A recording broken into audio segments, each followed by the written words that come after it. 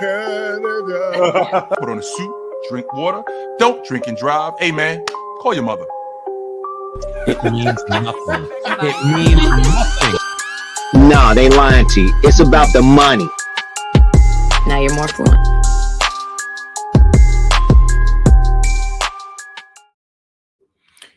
Good evening, Toronto Maple Leaf fans. How we doing? Post-game show for Leafs Unfiltered. Starting a little bit earlier tonight. We obviously had a 6 p.m. Eastern puck drop in Minnesota. Game just wrapped up. Unfortunately, overtime loss for the Maple Leafs. Tough way to go, these overtime games. I don't think we've gotten very many of them. Not that I can recall anyways. 3-on-3 doesn't work very well for this team. Yeah, I mean, I guess you can kind of take a little bit of consolation getting a point on the road. Second of a back-to-back against a very, very good Minnesota team. And I would argue that for, I don't know, about a good chunk of the game, but like for a decent amount of time, I thought the Maple Leafs kind of controlled the play. And hey, we got a power play goal, so that's pretty cool. Haven't found a way to do that very often this year. So some positives there. I mean, Anthony Stolarz was amazing again. He was really, really good. Kept them in it for the most part. Gustafsson was good too. They both made some pretty good saves. Yeah, I guess not a terrible effort for the Maple Leafs. Had they not lost to the Blues last night in the manner they did, this probably would feel like a good collection of 1 point against the Minnesota Wild in the second of a back-to-back. But yeah, having not picked up anything against the Blues, 1 out of 4 points, not great, especially knowing that they come back home and Tuesday night they will be hosting the Boston Bruins, who of course are now on a little bit of a heater, right? I think they won again tonight. Well, again, I guess that makes 2 in a row for them, but yeah, they seem back. They've got their defensive game. I think that's back-to-back shutouts, if I'm not mistaken. I assume, I'm just checking it now. Yeah, Swayman got it. Korpisalo got it the other night. So I think it is 2 back-to-back shutouts. So for a team like the Maple Leafs, whose offense is kind of drying up, and aside from getting the 1 power play goal tonight, can't really convert on their power play opportunities. Probably not the best matchup upcoming for the Maple Leafs, but yeah, we'll see how it goes. 3 in a row coming up at home for the Maple Leafs. They do a back-to-back next Friday, Saturday, Detroit and the Habs. I assume they go back on the road after that 3-game home set, but let me just check out quickly here. Apologies. Also, if you notice, I am flying solo tonight. Normal co-pilot Caroline not available. Oh, so they actually continue the homestand Tuesday against Ottawa. So 4 games coming at home. I think they got to make up for that mini 2-game road trip, only picking up the 1 point. That has to be at minimum 5 points out of the 8 picked up at home, especially with 3 teams, Detroit, Montreal, Ottawa, all below us in the standings and not at the same caliber. Yeah, they got to find a way to, if not win 3 games, at least get 5 points out of it.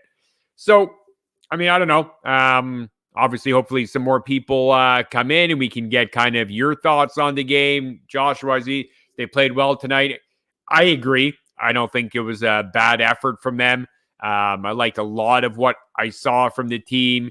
I thought the first line was generally pretty good. Had a lot of chances in Matthews, Nyes. I thought Nyes was unreal. Nyes was really good. Line 2 has fallen off quite a bit last 2 games. The Nylander, Tavares, and Pacioretty line.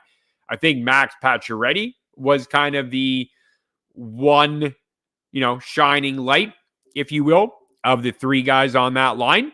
But yeah, it was not a great effort by that line. They spend most of the night in the defensive zone. Didn't love Nylander's effort. Tavares also. So didn't like that line. And then the Domi, Robertson, McMahon, like they were better than maybe they've been in a previous game, I suppose, but not getting anything from that line. Like, you just have no confidence that they will find the back of the net. And they're terrible defensively, especially Domi, Nick Robertson.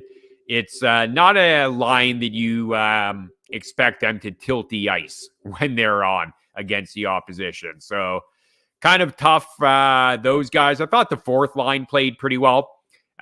Kampf is god-awful out there, but I thought Lorentz was quite good. Revo was okay. I'd like to see him kind of find a way to drop the gloves with someone, get a little bit more involved physically, but there really isn't anyone on that Wild team that was probably able or willing to throw down with Revo, so can only blame him so much. But yeah, just not as engaged, not as involved Revo as he was like through most of the latter half of last season. So a little bit disappointing on that front. Just, I guess, a quick recap. So the lone goal the Maple Leafs got, that came in the second period. Let me just see here. No, sorry, in the first period. Towards the tail, last minute of the first period, finding that power play goal. William Nylander gets his 9th of the year. Matthews and Marner get the assists on that one. So power play went, I believe, 1 for 2 tonight. Yep. So, I mean, and even the first power play opportunity, it was looking better. Still a little bit too like stagnant, not enough moving around, kind of just waiting for that setup to Matthews or Nylander for the one-timer. And of course, that's how they got their goal. So you can only be so critical of it when it actually does work tonight. But yeah, would still like to see a lot more creativity with that power play to set up and just how they move the puck around. It's too predictable. So the shots on goal, Minnesota had 33 to Toronto's 28. So Stolarz was a pretty busy guy. Leafs only had 5 shots in the third period. I think some heavy legs on that second of the back-to-back games kind of started to show a little bit towards the third and even in overtime. But, you know, they blocked a ton of shots. The Leafs blocked 24 shots tonight. So, yeah, they kind of helped Stolarz a little bit, but he obviously had a great night. So, yeah, it probably could have been a lot worse, the result, where they might not have been able to pick up the 1 point. So, I guess you kind of take it. What else we got? Minnesota dominated that game. No, they didn't dominate the game, Karen. I mean, I just kind of, talked about some of the key stats there. Minnesota didn't dominate the game. But no, I mean, I think, again, like taking the 1 point, second of a back-to-back, obviously, if you just kind of isolate the one game tonight, sure, you can accept that as a win or a good takeaway. But 1 point out of the 2 road games against, especially St. Louis, a team that they probably need to find at least a 2-point game on the weekend. But what can you do? On to Boston. Yeah, I mean, I think with the lineup change they made, so obviously Holmberg was scratched, Nick Robertson in. That was the only change. Obviously, the goaltending change to Stolarz. But, again, I would bet Nick Robertson probably a healthy scratch on Tuesday because, he's not doing anything out there. And you could argue that he's trying hard, he's working hard, all that stuff. He's putting in the effort. But, I mean, the guy played almost 12 minutes, had 1 shot on net. He's just, he's losing his stick. There was that one shift where he lost the stick and the line was out there in the defensive zone for a good, probably close to 2 minutes, it felt like.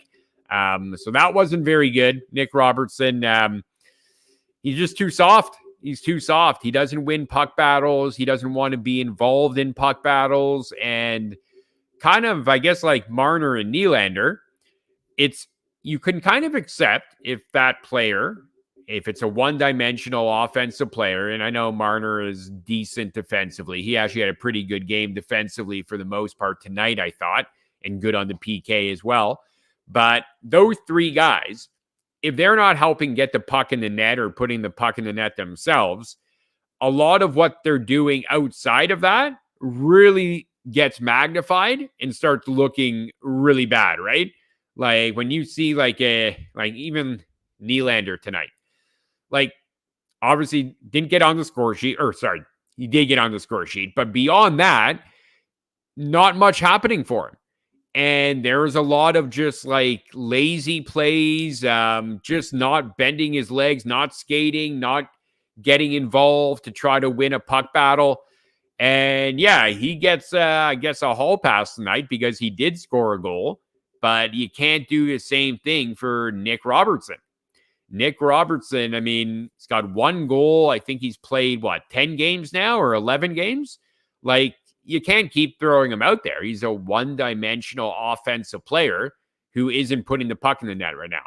Like, you're not keeping him out there because he might be able to help out on the PK or because he's good defensively or because he's physical. Like, he doesn't offer anything beyond that, what now is pretty much a theoretical potential to put the puck in the net, right? Like, we haven't seen him do it this year. He has one goal. So it seems like a long, long time ago that we were talking about this guy, about how well he was, how good he looked in the preseason. But yeah, at this point, I think we got to recognize, and I know some Leaf fans will deny, and keep having blind faith with the player. But it's not translating, and it probably will not. Like, his play, it's not that he's hitting the post every game. He's getting like grade A scoring chances like Matthews is. He's not. He's not very involved. He's not getting to the right spots near the net.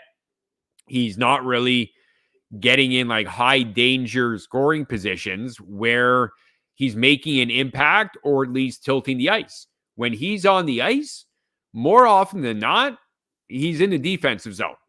Right? Like, he's not helping put pressure, sustained offensive zone time, at least with like a Matthews, not tonight, but usually Nylander. If they're not putting the puck in the net, at least they're controlling the play. They're at least kind of neutralizing the other team because they're having the puck and they're generating chances, right? Nick Robertson is not right now. I mean, it's not only him. Obviously, Max Domi's not helping out. The secondary scoring, McMahon's kind of fallen off as a threat. So, yeah, didn't look good, that third line, that's for sure. Nick Robertson, okay, so he's played 11 games. Yeah, that makes sense. So just a 1 goal in 11 games. Appreciate that, Josh.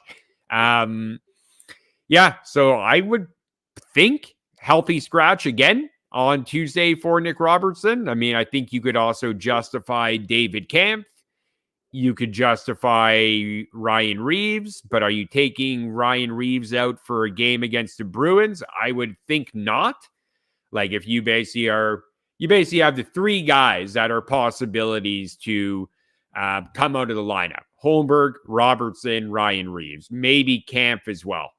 So I don't know. I mean, I would think Reeves is in, but who knows? I mean, I don't think it's the big bad Bruins that, we were playing in 2016, 2017. So maybe Berube won't see it as a necessity to put Revo in there, but I'd have Robertson out. Bruins aren't exactly a offensive juggernaut, so I don't think you should expect you need to get 4 or 5 goals to win the game. So going back to with Nick Robertson, it's only that theoretical possibility or, likelihood of him scoring. I don't think he should be in the lineup. And the other guy I'd want out is Timmins. Like, I get it. Berube likes the guy, but I don't know. A lot of mistakes from him tonight.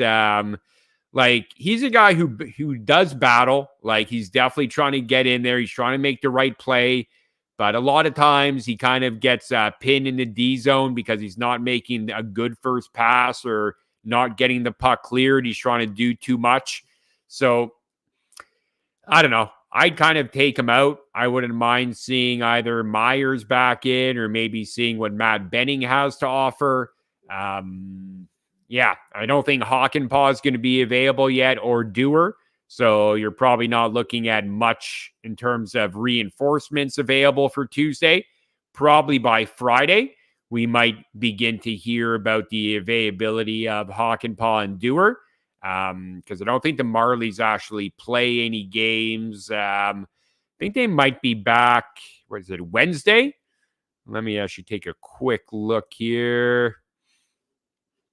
Where are we? Schedule. What do we got for the Marlies? November 3rd, no game. They are back. Oh, they're off for a while. They're not playing until Saturday. So, yeah. So, Dewar or Hockenpah probably won't be playing any more games for the Marlies. So, I would assume whether it's right after the Boston game or by Thursday, Friday, Dewar and Hockenpah would probably be back up here unless they figure they need more time or another game. And then we're probably not talking about seeing them until next week now. So, we'll see how that goes. Joshua, you'd keep Revo in for Boston? Yeah, I'm the same way. I think he's got to stay in there. Like I get it just from hearing a lot of the or seeing a lot of the comments on Twitter. People want Revo out of the lineup, and I'm not gonna bang my fist on the table to have Revo play every game. I certainly get it. He's not exactly moving the needle with anything he's doing, but the alternatives, whether that's Robertson, Holmberg, they also are. And, for me, it's more about, okay, if Revo's going to be out there on your fourth line, he's basically your 12th forward, he'll play 6 to 8 minutes, maybe 7 to 9 minutes or whatever, right? And I don't find him to be a liability. He generally knows what he's out there for. He doesn't try to do too much. He makes mostly smart plays. I mean, I know he had a lot of issues at the beginning of last season where he was essentially throwing the puck into our net, it felt like. But this year, he hasn't been that way. Like, he's been pretty responsible. Seems to work well with, Kampf and Lorentz or when they've had Holmberg there. So I don't mind him out there. If you told me there was someone better waiting in the press box, I'd say, yeah, for sure, sit Revo. But I don't think the answer is Robertson or even Holmberg. Can I justify Holmberg over Revo? For sure. But it's not like oh my God, how can you play Revo when you've got Pontus Holmberg and Nick Robertson just ready to lace them up for you? I mean, it's a problem. I think when you get Dewar back and then maybe Yarncroke, then you can have the conversation, a legit conversation about should Revo be playing at all. But until then, I don't think Revo playing is a terrible option. So, yeah, I expect him to play on Tuesday, but we'll have to see what happens there. And I would think Stolarz would be in the net Tuesday. He was really good tonight. And as whoever here watches my lives or is in the chat when we're talking on TikTok, I'm a big Wall truther. I think he's an excellent goalie. I think he's got great talent, great potential. But Stolarz has been better. He deserves to probably get that extra start if there's, 3 games in a week type thing. So I would go Stolarz Tuesday because then they're going to split Friday and Saturday. So maybe you go Wool Friday against Detroit and then come back to Stolarz Saturday against the Habs. That's kind of the way I think they're doing it. I'd kind of be surprised if they go to Wool on Tuesday. That would be I wouldn't say shocking, but I'd be surprised. I'd be surprised. Obviously, these 2 games, clearly Stolarz was the better of the 2. Not to say it's apples to apples. Obviously, different games or whatever, different shot attempts, but I think it's an easy discussion if the Berube and the coaches are talking about, well, whose game do you like more right now? It has to be Stolarz. So, a game that after picking up 1 out of 4 available points on the weekend, you probably need to be focused on securing 2 points on Tuesday against a rival Boston. You don't want to not pick up any points against a team in your division. So Stolarz right now should be the guy that they feel gives them the best chance to win. So we will see what happens there. But now, I mean, I guess if we take a look at the standings, because Tampa Bay lost as well, so kind of good there. We didn't lose any ground on them. Picking up the 1 point, actually, we gained on them because now both Toronto and Tampa have 14 points, tied in for second. Tampa's got a game in hand, so point percentage-wise, I guess they would be ahead. But the Bruins are 1 point behind, so that Tuesday night game is going to be pretty good. I'm not sure if the Bruins play. No, they play today, so obviously they won't play tomorrow as well. So, yeah, they both have that day off. And, yeah, definitely should be a fun one with the day off. Obviously, I would expect Swayman to be in net there. So, yeah, that should be a fun game. Just taking a look at the current Maple Leafs point leaders. What do we got here? So I assume Mitch Marner, he's probably, as he pulled ahead of Nylander, so he's still ahead. He's got 13 points. Nylander right behind him with 12 points. Nylander is the team leader in goals with 9 now. Or actually, these are not updated. So sorry. So Mitch Marner should have 14 points and Nylander 13. Austin Matthews gets an assist tonight. So he's at 11, tied with Tavares for third. So, core 4, you could argue they are producing. I don't think it's anything spectacular. We need them to, pick it up a little bit, especially Matthews, Marner. Point of game pace is okay for the first handful of games, but these guys need to be a little bit more prolific given the ice time, given the fact that our secondary scoring is not great, clearly, still not great. So we need them to carry us as they have for, these last 8.5 years, right? Like that's kind of what we keep needing from those guys. So yeah, kind of need them to do a little bit more. I'm still kind of, I like Matthews and Marner on the PK. I don't think you need to put them out there. It just feels like you're like not wasting them because they are quite good at it. But especially when Dewar comes back, I think you just got to save something there for 5-on-5. Like, I don't know, because they didn't have anything in the tank in overtime. It was a horrible overtime shift for them. I don't think they touched a puck really. I don't know, like maybe keep Marner out there, but don't have Matthews on there. Like I like Nyes on the PK. He's been good. I like Lorenz out there. Obviously, Camp is decent. And when Dewar comes back, maybe Yarncroke, you have guys. McMahon's done it. You don't Holmberg. You don't need to have Austin Matthews on the PK, in my opinion.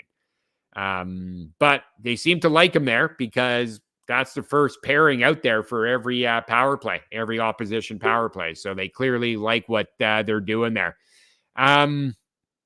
What else from the game? Let's can take a look at the box score. Anything that stood out? I mean, the thing that I love, like Max Pacioretty, like obviously, he's a big guy, but he's been like just laying the body every night. He had another 4 hits tonight, 3 shots on net, only played 14 minutes. But yeah, like the physicality of his game is really impressive. I never saw that from him, like either when he was with, I guess he wasn't playing much with Carolina, but when he's with Vegas, the Canadians, I never saw him as like a power forward, but he just looks big out there and he's just like crushing people. So I like what he's doing. Nyes is really starting to recognize just how much bigger and stronger he is than most players on the ice. He had 5 hits tonight, and I think you can argue he was our best forward tonight. I think between maybe him, Pacioretty, I liked Lorenz's game. I thought Mitch Marner was good. But yeah, I thought Nyes might have been our best forward tonight. I thought he was really good. Good forecheck. He was grinding. Oh, Crazy Shady, you were just making that comment about Pacioretty? Yeah, man. Like I'm impressed. Like I didn't expect that from him. I thought he was totally a soft, one-dimensional offensive guy. If he's not putting the puck in the net, you're not going to even know he's out there. But he's been involved, engaged, physical. I've liked his game pretty much every time he's been out there. The line, as I said earlier, at the top of the show, didn't look too good, right? The Pacioretty, Tavares, Nylander line, they got pinned quite a bit. They didn't have many chances. Like just in terms of expected goals, Pacioretty, Tavares, and Nylander all below 5% expected goals. So they spent a lot of time in the defensive zone, as did the fourth line. Fourth line was all hovering around 20%. The two pairs of Timmins, Benoit, and Riley and OEL were all below 40% expected goals. So not great from them. Nyes, Matthews, Marner, obviously the most, analytically effective line. Nyes was just below 60%. Matthews, Marner around 75%. This is all 5-on-5, by the way. Surprisingly, Robertson, Domi, and McMahon all just below 60% expected goals. I'm not sure I saw them really do much, but I guess they didn't spend as much time in the defensive zone as it seemed. But the McCabe and Tanev pairing was obviously our best pair out there tonight. They were around 60%. For Anthony Stolarz, I don't know if you guys are even interested in the analytics of everything, but his expected goals against was over 2, and obviously allowed 2. So kind of, basically showing that he wasn't really seen as being at fault or can't really put the blame on him for either of the 2 goals. The overtime goal, of course not. I mean, even the first one, not blaming him for any of that. I thought he was very good. Or actually, the expected goals, sorry, I just refreshed my Money Puck page here. Expected goals were just over 3. So he had like a 1.24 goal saved above expected. So he was actually quite good. Don't remember Pacioretty being this physical with same. That's what I was just saying. Like with Vegas or Montreal, I don't recall that from him. Granted, I didn't watch him very often, but when I did, he didn't stand out as a guy who was throwing the body, and laying guys out the way he has so far this year. Think Domi needs to play with players, more skill, 100%. 100%. And like he needs to play with great players. Like the type of player that Domi is, like he needs to be able to have guys who are always going to be in good shooting positions all over around the front of the net. Like you don't want him to be driving your line. You want him to just make simple plays. Oh, there is Austin Matthews. I'm going to make that pass. And I don't know why they haven't gone to Domi and Matthews yet. Like Domi, Matthews, and Nyes, I think is the line they should be doing for line 1. I get it. It creates a lot of complications and, what do you do if you're not going to play Marner and Nylander in the same line? Can you really justify having one of those guys, big money players, on your third line?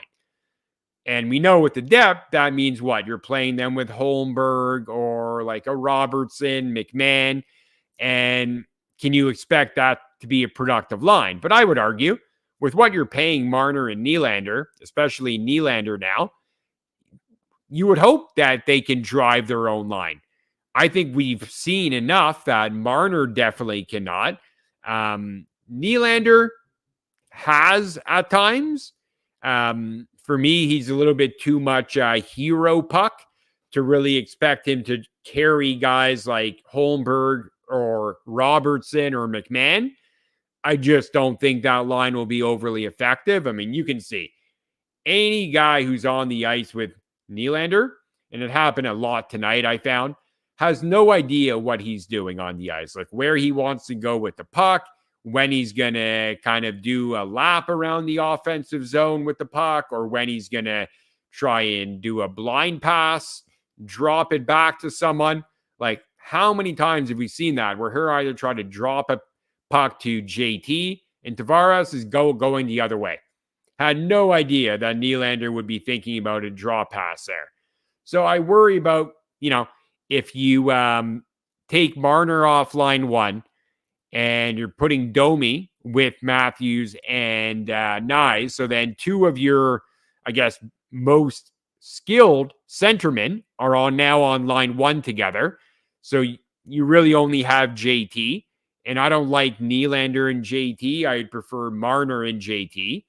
So I wouldn't mind seeing something like Tavares, Marner, and McMahon, maybe. Or, no, sorry. I would go Max Pacioretty, Tavares, and Marner.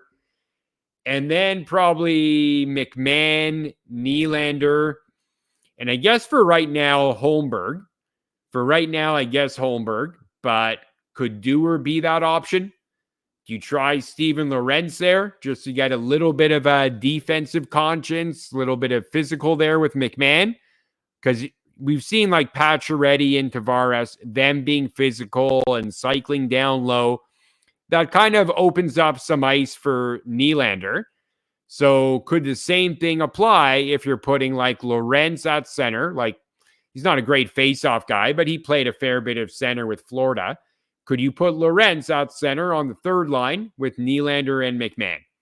And then you go, and this is obviously before Dewar comes back, but then you just go, I don't know, Kampf, Revo, Holmberg.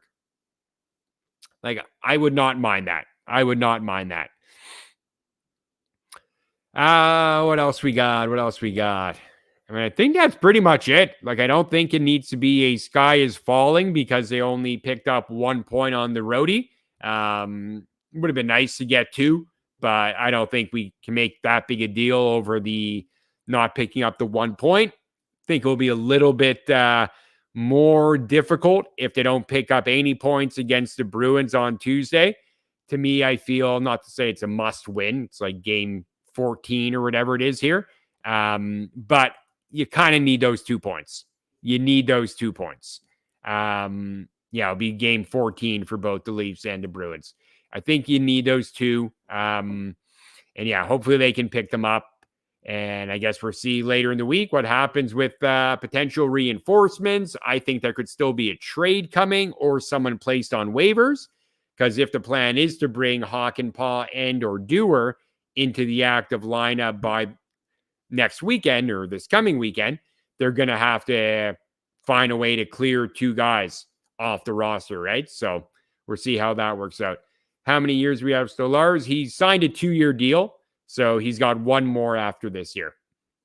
And then Wall next year, he's got a 3-year deal kicking in. So yeah, so hopefully, I mean, at least for next year, we know that's the tandem. I mean, Hildeby is available. I think he'll probably be ready for more responsibility. If, after Stolar's contract is up, if he's earned himself maybe a bigger contract or, the Leafs decide to move on because Wall has proven he can be healthy and they feel Hildeby can be a good backup, we'll see how it goes. But yeah, kind of would have been nice to have Stolarz maybe for an extra year at that money, just as more of a, insurance for Wall if he does get hurt again, which I guess still feels inevitable. All right, folks, I appreciate everyone for joining. Thank you for the participation, the comments. Always appreciate that. And just a reminder, if you ever want to actually come on camera here and chat live with me, and when Caroline's on, we always welcome that. So don't be shy. Let me know in the comments if you want to join and we can bring you on. Sorry, Crazy Shady. Wonder if anyone still thinks wrong. A lot do, unfortunately. A lot do. I think it's only Leaf fans. I don't think anyone outside Leafs Nation feels that way, to your point. But there's still a lot of people that feel like, when will he get the opportunity? Just play him on power play one, play him with Matthews. And it's like, no, not how it works in the NHL. You got to earn your ice time. And he's not right now. He's not. I get it. He's not playing with top-notch players, but that's the reality of a young player trying to prove himself. You're not going to automatically play with McDavid, McKinnon, Matthews before you've proven you belong, right? So anyways, all right, folks, really appreciate you. I might hop on TikTok Live, Leafs Talk Live if you're interested. Probably grab a drink and maybe a quick bite and probably be on there shortly. So if I don't talk to you then, we will definitely chat soon.